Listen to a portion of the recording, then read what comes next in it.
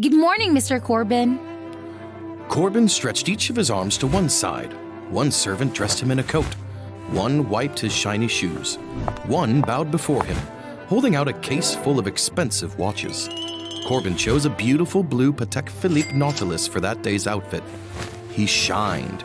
People rolled out the red carpet wherever he went. The carefree, luxurious life of the tycoon son was truly desirable. Hi guys, I'm Corbin, the son of a rich family. Please like and subscribe to follow my story. My father passed away when I was young. My mother has always been busy with work. We'd not seen each other for so long that I almost forgot my mother's face.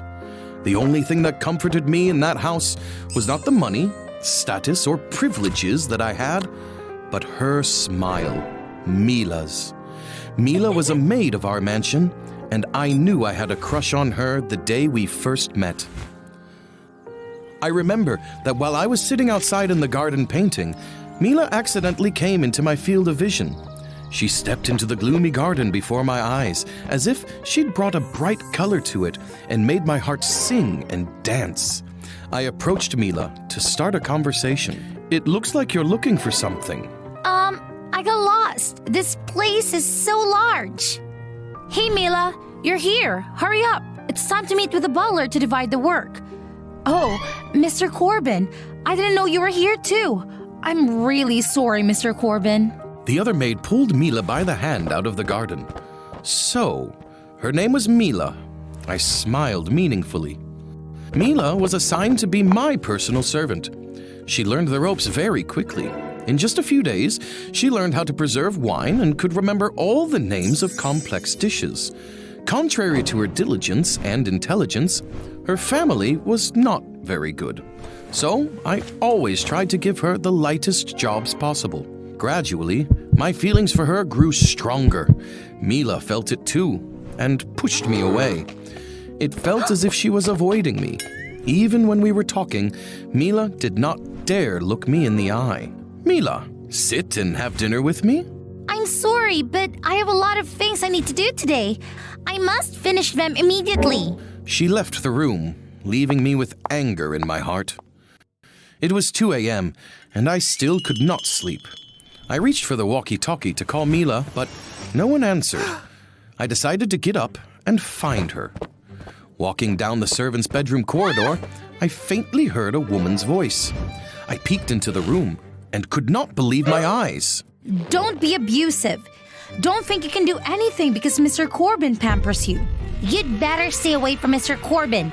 You're just a poor, stinking girl. What are you doing?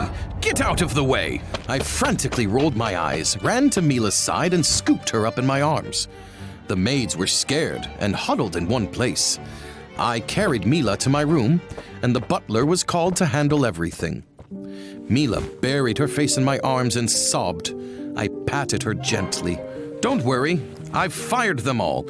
No one will bully you anymore. Mila immediately pulled herself away and yelled at me. Stop it! Because of you, I was isolated and bullied by everyone.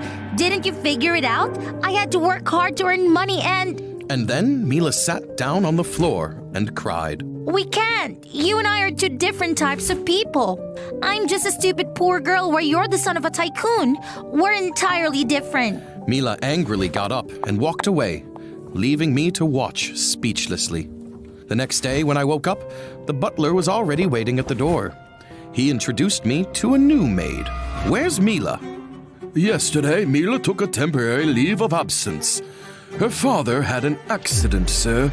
I drove frantically to the address provided by the butler. I finally found Mila's house. I knocked on the door for a while and then it was opened. A man with his leg slightly bandaged, a woman, and a boy gaped at me. It turned out that Mila's father only had a minor scratch on his leg. It seemed as though she was avoiding me. Oh my God! I can't believe the billionaire's son visited our house! Go get a nice chair. After saying that, he turned around and smiled at me. The scene was indescribable. I was sitting on the chair, and the three of them were standing away and respectfully watching me. I spoke to break the weird atmosphere. Please, let me sleep here tonight. I've been kicked out of the house by my mother. Needless to say, they were surprised. Mila returned home just in time. She was shocked to see me, but had to yield to me because her parents enthusiastically agreed to let me stay. Mila's father lent me his clothes. They were a bit short for my height, but acceptable. The fabric was cheap, but warm. Only then did I know of such a thing. That night, the whole family and I slept in the same room. Everyone was fast asleep, but I could not sleep. My body felt heavy because Mila's brother put his leg on it. Before I could move, her father talked in his sleep and hugged me tightly. I'd never seen or heard of that kind of sleep before. It felt like a real family. The next day, when I woke up, before my eyes, there was a banquet table full of food. Mila and her family were sitting at the table, waiting for me. Mila's younger brother could not help but exclaim to his mother, This is the first time our family's eaten such a hearty meal. I'll remember this moment for the rest of my life. The boy clasped his hands together and then looked at me expectantly. Suddenly understanding what he meant, I raised my fork to cut the steak and put it in my mouth. The whole family also started eating. Eat. Honey, have some more. Mila's mother's words woke me up, and I was also panicked when I saw Mila's mother tear the chicken thigh with her bare hands and put it on my plate. I could not help but cough and choke right at the table. While I was having fun in Mila's house, my mother returned from a business trip to the mansion. She found out I was not at home and got very angry. That day, Mila's family and I repaired their house. Her father climbed up a ladder to paint the wall, and the rest of the family painted the lower part of the wall. I ran over to give them a hand.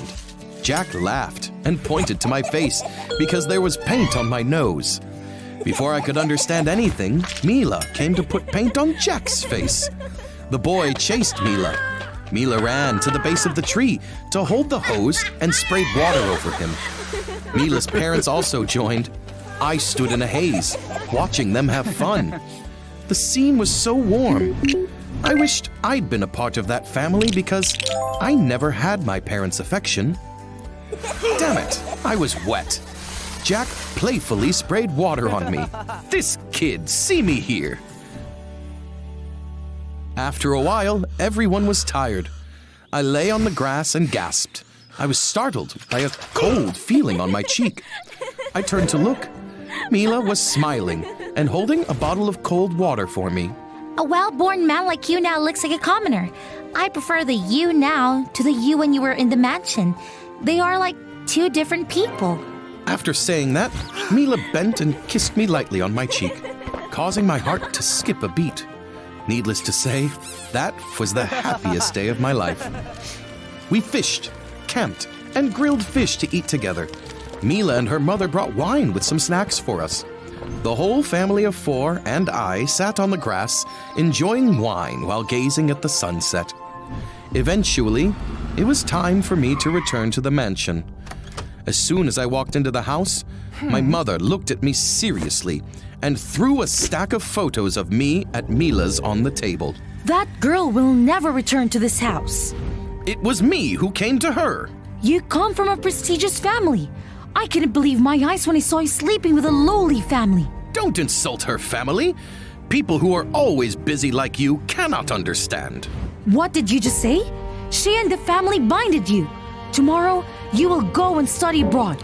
I was dumbfounded when I heard my mother say that. I won't go. I'll leave this house, no matter what you say. You... Not letting my mother continue, I turned around and left that stifling house. I temporarily rented a motel room to take a nap. That day was both happy and sad. I fell asleep without realizing it. The following day, I wandered around the streets and found a restaurant with a notice saying they were recruiting service staff.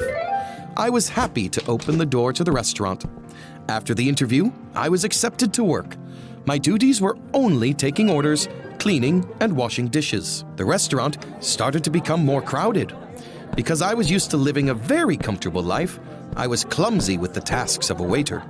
I was perplexed when too many customers wanted to order, and I could not remember what dishes each table ordered. My hair was full of sweat and shuffled.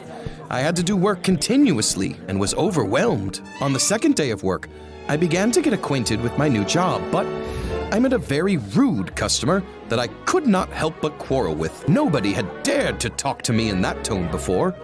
I got angry, went inside to meet the manager, and began complaining about the rude diner. But the manager only smiled and shook his head. The customer's always right. If you cannot stand it, then you can quit your job. They have money, and we only serve to make money. Life is like that, Corbin. I absorbed every word he said. It was true that money came with power. I'd always had high status before, so I could not understand it. It turned out that the rich, in the eyes of less well-off people, were just people for them to serve and please. I understood and accepted the reality. I took a deep breath, took the dish for the customer I quarreled with, walked to his table, and smiled. Sorry for letting you wait for a long time. The customer was bossy, but did not complain to me anymore. I felt delighted to find myself more mature. I became more hardworking and did not shy away from any tasks in the restaurant. Cleaning for me then was a piece of cake. The restaurant, the tables, and the dishes, all of them were cleaned by my hands. At the end of the day, I received my first salary. It was not worth much, but I could rent a home with it. The house I found was small, old house. The area was just enough for one person to live in. The floor was slightly humid. Sometimes there was hot water, but sometimes not. If I rented a better house, I would have to fast for a month. So I chose that house. Suddenly, the doorbell rang. I found it strange. Did my mother come to get me back? No, I would not open the door for anything. My free life had just started. There were more rings at the door. And then, the door was kicked down. It was Mila. Is that you? How do you know I'm here? Are you still alive? I thought you were dead from hunger. You made me so worried that I kicked the door down. The two of us looked at the door lying on the floor and then at each other and laughed. I know all the intelligence in this area. Finding your address was not difficult at all. I just heard that you have moved out. What a reckless rich guy. Sorry for not knowing that you came. The house is a bit old, so it might not be very comfortable. Please take my help as an apology for ruining your door. Mila walked around the house and began to observe every corner and the furniture. She measured each area and then marked it. She turned to look at me as if nothing had happened. Tomorrow, this house will have a new look. You just had a good luck. And here's the food I prepared for you. After you finish, remember to return the box to me. I chuckled and took the food box from Mila's hand. I realized that she had a great talent for cooking. The next day, Mila came to my house early. She carried a pile of tools, paint, and a toolbox. We started to repair the house. Not only did she come, but her parents and Jack also came later to help. When everything was done, I did not believe my eyes because the house was completely transformed. Before leaving, Mila carefully gave me some basic tips for preserving food, doing housework, and using furniture economically. And one more thing, I deliberately chose that house because it was near Mila's, so I could be close to her. After that time, we met more, and our feelings for each other also grew stronger. Once, while I was in Mila's room waiting for her to come home from school, I was curious and found a few books to read and kill time. I took a thick book from the shelf and discovered a piece of paper clamped in it. Curiously, I read it and could not believe my eyes. Work contract. The contract's content stated that Mila would take care of me and help me live my new life, and, in return, she would receive a monthly income without having to work. The contract was in my trembling hands. My lips tasted bitter, and I was speechless. I felt short of breath when I knew I had been deceived. I wrongly thought that she wanted to be with me. It turned out that in the eyes of everyone, I was just a useless rich man who needed a nanny. I felt panicked, and I went to find my mother to make things clear. I walked into my mother's study, even though our butler said she was having a guest with her and did not want to be bothered. I ignored him and slammed the door open. I was shocked again when I saw Mila there. My mother and Mila were also surprised to see me. They looked at the contract in my hand and understood everything. Liars! You guys are liars! It's all fake! All fake! Corbin, You're a liar. You should be an actress because you acted so well. It's all just a play put on by you. But well, it's time to bring down the curtain. Corbin, please, let me explain. You look so pitiful. I was tricked. I was deceived by you. You didn't like me as your employer. You just wanted more than that. You liked more money, right? I thought you loved me, but it turned out that I was just your creed. I can't believe it. I threw the contract at Mila's face, shouted and turned away. I ran home, crouched in a corner, screamed miserably and cried, "Liars, liars!" That way, I was tired out and dozed off. Mr. Corbin, Mr. Corbin. Someone was shaking me, trying to wake me up. It was my butler. Why are you here? It's good to see that you're fine. I thought I needed to tell you something, so I came to find you. Okay, tell me. Mr. Corbin, Mila's a good person. You misunderstood her. She went to meet your mother and talk about the contract. She wanted to return all the money that your mother had provided to her family. Is that so? I didn't know that. Yet I was harsh and thought that she deceived me. I felt a sense of sin inside. Where's Mila now? I came to Mila. She was working in a small restaurant. Seeing me, Mila immediately turned to avoid me. I ran over and held her hand. I'm sorry. I misunderstood you. In that situation, I could not think otherwise. I'm not mad at you. I'm at fault in this affair. Now I'll forgive you if you forgive me. We're even now. I pulled Mila over and planted a kiss on her lips.